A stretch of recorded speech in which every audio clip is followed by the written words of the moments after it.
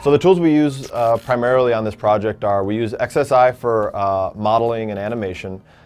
We use Photoshop for all our texturing and rendering.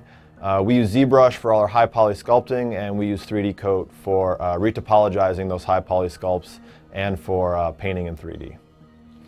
We also have a tech art team who does on internal tools for both XSI and Photoshop, which really helps speed up our process. From start to finish for creating an actual prop, I'll give you an example of the Darkspur Cartel, which is one of our NPC factions in Algorok. They had a ship that Content wanted requested, and they sent that over to Matt Makarsky, the art director, who would then go to the concept team and ask for, what would this look like, what would the faction represent, and then they'll bring that to us. We'll execute on the modeling and texturing side.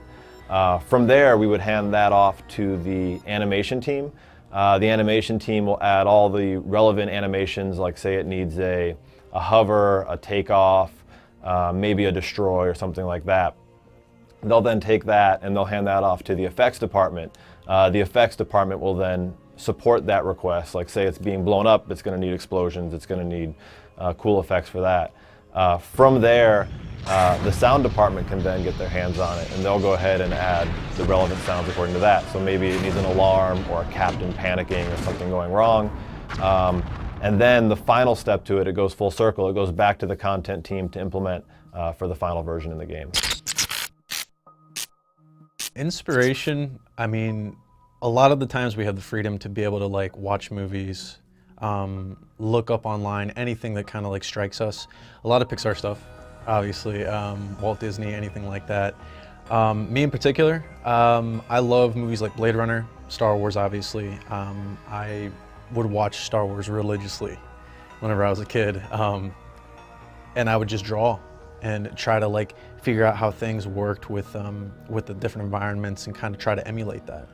The Incredibles is really, really big too. That's probably my favorite Pixar movie, and try to kind of hit that same style and kind of that same flavor.